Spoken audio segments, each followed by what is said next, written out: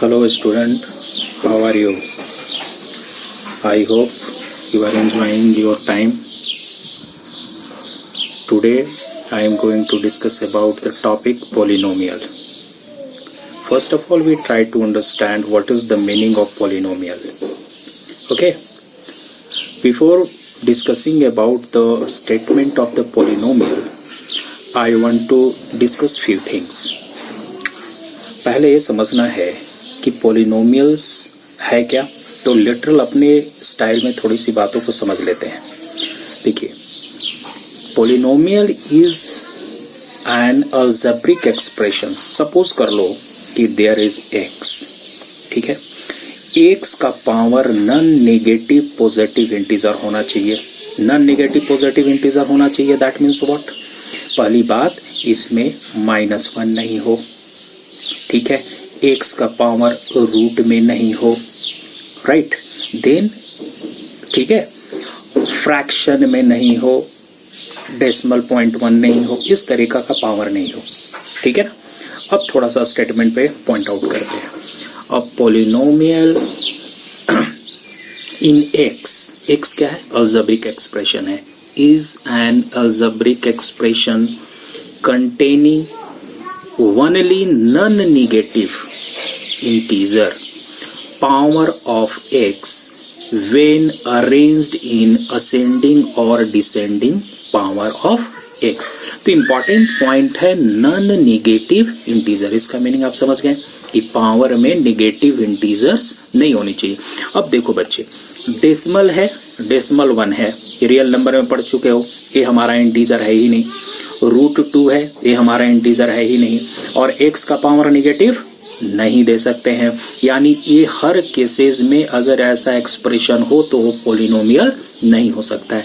तो पोलिनोमियल क्या होगा? पॉजिटिव इंटीजर होगा. x का पावर 5, 10, 9 व्हाटएवर. और इसको हम लोग लिख सकते हैं असेंडिंग और डिसेंडिंग ऑर्डर में. अब मैथमेटिकल टर्म्स में समझ लेते हैं. an कोई एक नंबर है, x का पावर n पॉजिटिव इंटीजर है. अब देखो, यहाँ से वैल्यू जस्ट आगे बढ़ा, x का पावर घटा, इस तरीका से घटते घटते लास्ट में कितना आ रहा है? x, a1 and a0. So that is the expression of polynomial. तो आप पोलिनोमियल समझ गए. और अपने भाषा में थोड़ी सी बात को समझ लीजिए. Polynomial means N algebraic expression whose power is a positive integer. Got it?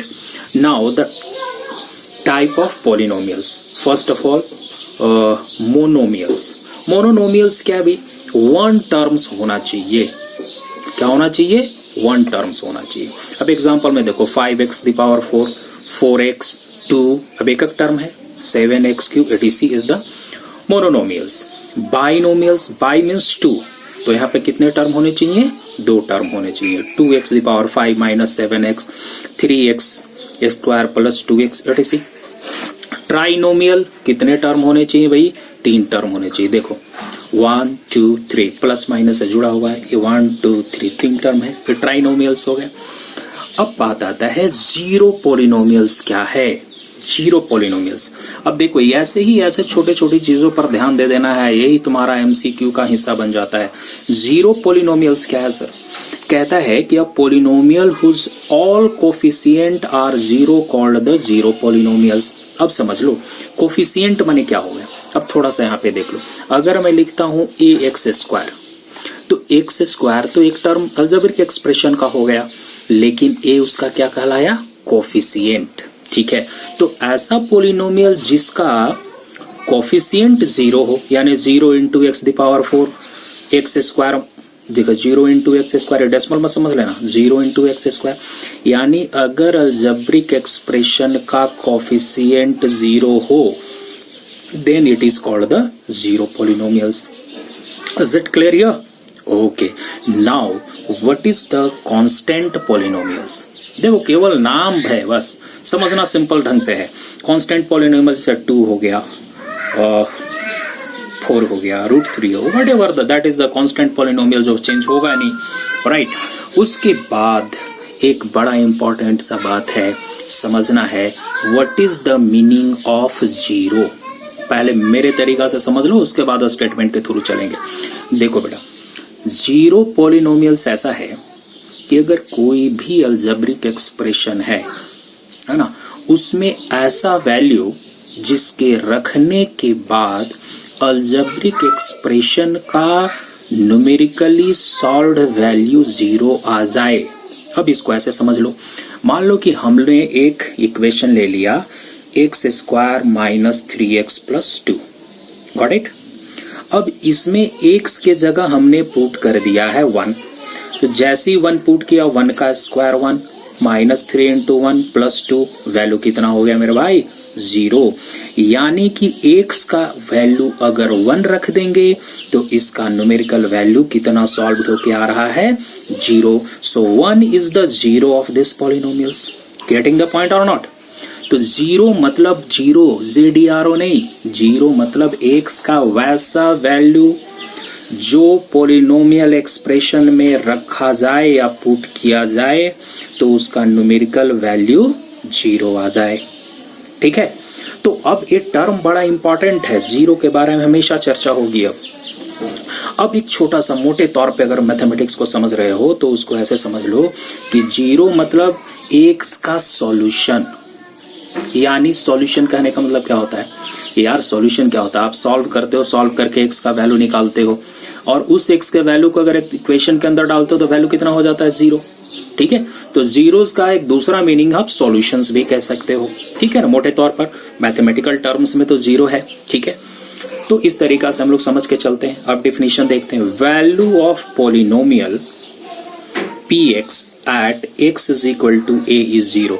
यानी किसी भी एक्सप्रेशन में अगर x का वैल्यू रखने से अगर उसका राइट साइड का वैल्यू 0 आ जाए, that is called the zeros. ठीक है, समझना बहुत जरूरी है भाई, टेक्निकल बातों को समझना जरूरी है। राइट, अब आगे बढ़ते हैं। अलग अलग पॉलिनोमियल्स के नंबर ऑफ जीरोस अलग अलग होंगे। अब देखो, मैंने शुरू में कहा था जीरोस का दूसरा मीनिंग क्या समझ लेना? सॉल्यूशन। अगर मान लो कि लीनियर इक्वेशन है, गेटिंग द पॉइंट, तो लीनियर इक्वेशन में x का कितना जीरो होगा? अगर x का वैल्यू एक पुट कर दिए तो x का पावर 1 है तो x का एक वैल्यू निकल जाएगा। ठीक है, क्वाड्रेटिक है तो क्वाड्रेटिक कब होगा सर? जब x का पावर 2 होगा तो क्वाड्रेटिक कहेंगे। क्वाड्रेटिक के बारे में समझना बहुत जरूरी है। क्लास 10 के बच्चे क्वाड्रेटिक से आप फ्री नहीं हो सकते, क्वाड्रेटिक को डिटेल से समझना है। इसलिए मैंने थोड़ा सा लेवल को बढ़ा करके आपको क्वाड्रेटिक के बारे में बताने की कोशिश की है। सबसे पहले आप समझो, अब यहां से कोई मेरा बच्चा कंफ्यूज नहीं करेगा, जीरोस का मतलब क्लियर समझेगा। Zeros of quadratic polynomial, graphical method से पहले मैं समझा रहा हूं। जीरोस ऑफ क्वाड्रेटिक पॉलिनोमियल का मतलब हो गया क्वाड्रेटिक इक्वेशन के सॉल्यूशंस। ठीक है, अब सॉल्यूशन कितने क्वाड्रेटिक के होंगे? 2 होंगे। Obviously there are 2 solutions because quadratic expression क्या है? ax square plus bx plus c। The power of x is what? 2। So you can get 2 value of x and you can call it alpha and beta. Okay, after simplifying this you can get the 2 value alpha and beta. Okay, so graphically you can check how many solutions can we get from quadratic polynomials. First of all, graphically अगर तुम एक ax square plus bx plus c को solve करते हो, right, तो you can get the parabolic equation. Parabolic equation कैसा होता है? एकदम कैपिटल C टाइप का होता है, that is called the parabolic. क्या बोला? पैराबोला। क्या बोला? पैराबोला। तो पैराबोलिक शेप होता है। क्लियर है? Now student check it. This one is upward direction, condition is what? अगर क्वाड्रेटिक एक्सप्रेशन में a इज ग्रेटर देन 0 है and b square minus 4ac is greater than 0, then you are getting such shape and this curve is cutting the x-axis at 2 points, so it has 2 zeros. तो यहां से एक बात clear है कि अगर curve x axis को जितने बार कट करेगा उसका नंबर ऑफ सॉल्यूशन उतने होगा। अगर मैं नंबर ऑफ सॉल्यूशन बोल रहा हूं तो मतलब समझ लेना नंबर ऑफ जीरोज उतना ही होगा। तो इसके कितने जीरोज हो जाएंगे? 2 जीरोज हो जाएंगे। अगेन इफ ए, देखो इसको पॉज करके देख लेना है, बहुत इंपॉर्टेंट चीज है, आगे के क्लास में 11 क्लास में भी काम आ जाएगा ग्राफिकल रिप्रेजेंटेशन के लिए, ठीक है ना। तो मैंने थोड़ा दोनों स्टैंडर्ड को मेंटेन रखा हुआ है, तो आप यहाँ पे चेक कर लो। If a is less than 0, b square minus 4ac is greater than 0, then this shape is in downward. A is greater than 0, then upward. A is less than 0 and downward. Again, a is greater than 0 minus b square 4ac equals to 0. ये कितने बार cut किया sir? एक बार cut किया, तो इसका solution कितना होगा? 1 solution होगा। a is less than 0 और b square minus 4ac equals to 0 यहाँ पे। और ये जो ग्राफिकल सॉल्यूशन है बच्चे, ये पॉज करके चेक कर लोगे, एक क्वाड्रेटिक इक्वेशन के अंदर भी काम आएगा। So it is very important. Polynomial बात कर रहे हैं तो उसको बड़ा ध्यान से। अब चलो आगे बढ़ते हैं। अगर कोई पॉलिनोमियल ऐसा शेप में आ जाए, और एक कंडीशन याद कर लेना, आगे क्लास में भी काम आएगा। a is greater than 0, upward directions में जा रहा है। b square minus 4ac is less than 0, a is less than 0, b square minus 4ac less than 0, तो इस शेप में आएगा। अब यहाँ पे कोई कटिंग नहीं है विथ एक्स एक्सिस, कोई कट नहीं है, टच ही नहीं कर रहा है, so there is the no solution. So what we are getting here, what idea we are getting here, कि अगर कोई कर्व एक्स एक्सिस को जितने बार कट करेगा, नंबर ऑफ सॉल्यूशन उतना ही होगा। अब आ जाइए क्यूबिक पॉलिनोमियल के अंदर में। क्यूबिक पॉलिनोमियल इस तरीका का बनता है, एक्स एक्सिस को कितने बार कट कर रहा है? 3 बार, तो इसके सॉल्यूशन कितने हो जाएंगे? 3 हो जाएंगे, क्योंकि एक्स का पावर क्यूबिक पॉलिनोमियल में कितना होगा? 3 होगा। So we are getting such value here. Okay, अब आते हैं, okay, this is the continuation of the first video. Now that is the in first video I have explained about the what is polynomial. In second video, we are discussing about your question. Okay, type 2. Relationship, ध्यान देना, relationship between zeros and coefficient of a quadratic polynomial. हम किस पे बात कर रहे हैं sir? Quadratic polynomial. और किन किन चीजों की बात कर रहे हैं? Zeros and coefficient. Got it? अब सिंपल सा बात को समझ लो, क्या करना पड़ेगा? What is the working rule? Question तो ऐसा ही होगा, जैसे एनसीईआरटी खोलोगे पहला क्वेश्चन ही मिलेगा, find the zeros and verify the relation between zeros and coefficient. Okay, so मैंने इसके वर्किंग रूल्स को सिंप्लीफाई किया है, ध्यान से देख लो, और अगर इसको देख लिए तो तुम्हारा काम बन जाएगा मेरे भाई। ठीक है, क्वेश्चन बनने लगेगा एनसीईआरटी का, और फिर हमको बना करके थैंक यू कह देना। ओके, नाउ द स्टेप 1 करना क्या है सर? पहले जीरोज निकालना है। तो जीरोज निकालने के लिए आप क्या करेंगे? फैक्टराइजेशन मेथड का यूज करेंगे, जो आप 9 क्लास में 8 क्लास में सीखे हुए हैं। ठीक है, आप उसको फैक्टराइज कर दीजिए, first term into third term, splitting the middle term वाले कॉन्सेप्ट से। अब जैसे ही वहां से आप एक्स का वैल्यू मिलेगा, सपोज करिए आपको एक्स का वैल्यू अल्फा एंड बीटा मिल गया, यानी दो कुछ भी वैल्यू मिलेगा, 2 3 2 2 व्हाटएवर, एक्स के 2 वैल्यू मिलेंगे। ठीक है ना, और क्वाड्रेटिक इक्वेशन ऐसा होगा, राइट। अब आ जाइए कोफिशिएंट। अब इसमें देखो भाई, ए क्या है? कोफिशिएंट किसका? एक्स स्क्वायर का। बी किसका कोफिशिएंट है? एक्स का, यानी एक्स का पावर 1 है, उसका कोफिशिएंट को बी से हम लोग डिनोट करते हैं जनरल वे में, और एक्स स्क्वायर का कोफिशिएंट को ए से, और जिसमें कहीं एक्स नहीं है वो हमारा कांस्टेंट है।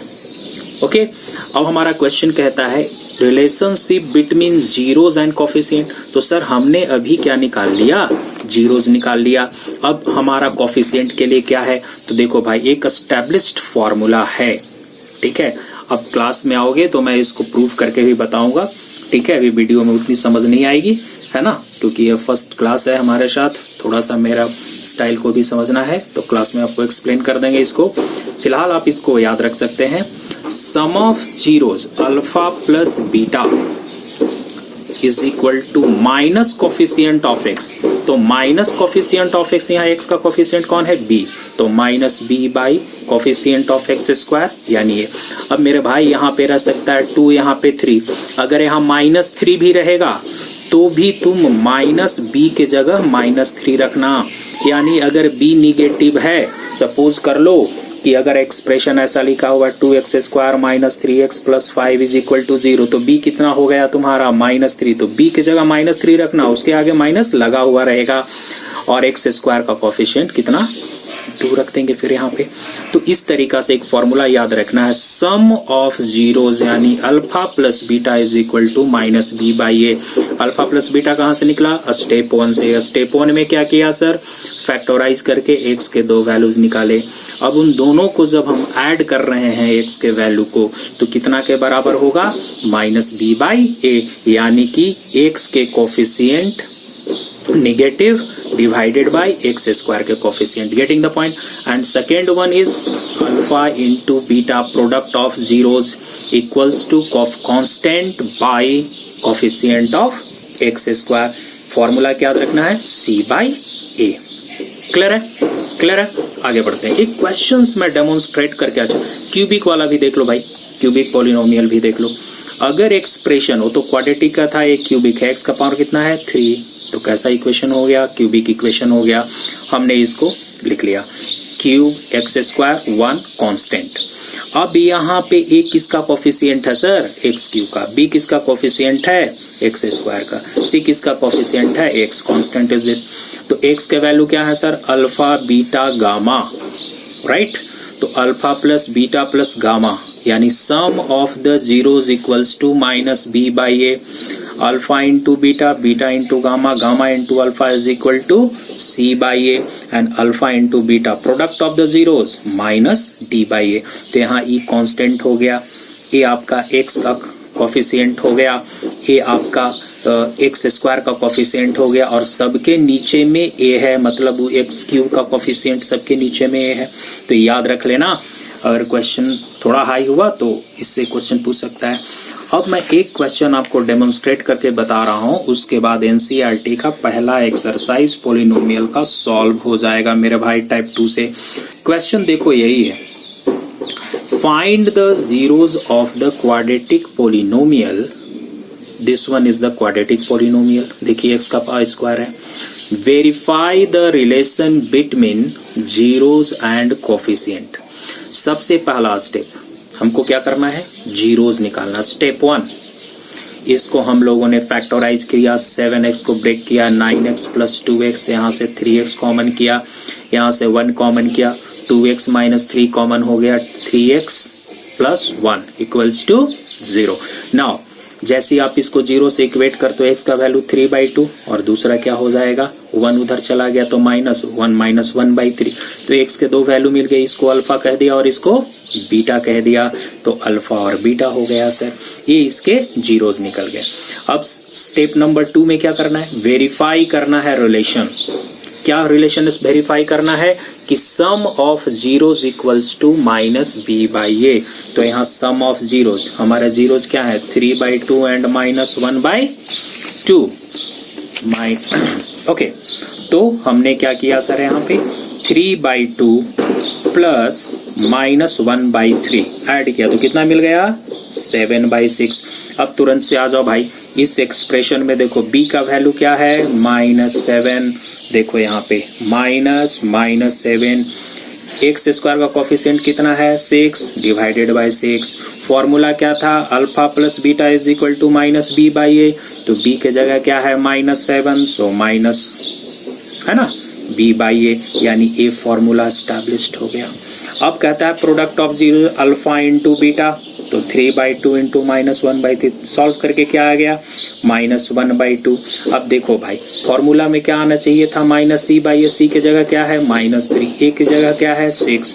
तो हमने यहाँ पे -3/6 रखा। जब इसको कट करूंगा तो इसी के बराबर हो जाएगा, तो हम लोग इसको लिख सकते हैं c/a। यार ऐसा कह सकते हो यार कि 3 से ऊपर नीचे मल्टीप्लाई कर दिया तो ये वैल्यू मिल गया, और एक किसके बराबर हो गया? c/a। अब पूरे तरीका से दिमाग में बात को सेट कर लो भाई। क्वेश्चन मेरे भाई ए रहेगा, 2 बार 3 बार वीडियो को देख चेक कर लोगे रिपीट करके। तुमसे कहा जाएगा पहला काम करना, इसको सॉल्व करके सॉल्यूशन निकालना, अल्फा बीटा। अगला स्टेप कहेगा वेरीफाई करिए रिलेशन। तुम्हारे पास फॉर्मूला प्रूफ करना है, alpha plus beta is equal to minus b by a, alpha into beta equals to C by a. तुम यहाँ से चेक कर लोगे बी की जगह क्या है, ए की जगह क्या है, सी की जगह क्या है। इस फॉर्मूला में चेक करो, LHS लिखना अल्फा प्लस बीटा। देखो अल्फा प्लस बीटा निकाला, अल्फा प्लस बीटा निकाला, क्या वैल्यू आ गया इतना। अब इसको चेक करके देखेंगे कि क्या ए माइनस बी बाई ए के बराबर है कि नहीं। अगर है तो ठीक है, वेरीफाई हो गया। अल्फा इंटू बीटा निकालना, दोनों को मल्टीप्लाई करना, फिर चेक करना कि क्या ए सी बाई ए के बराबर है कि नहीं। सी कहाँ से पता चलेगा, ए यहाँ से पता चलेगा। तो ये एक टाइप ऑफ द क्वेश्चंस हो गया मेरे बच्चे, है ना।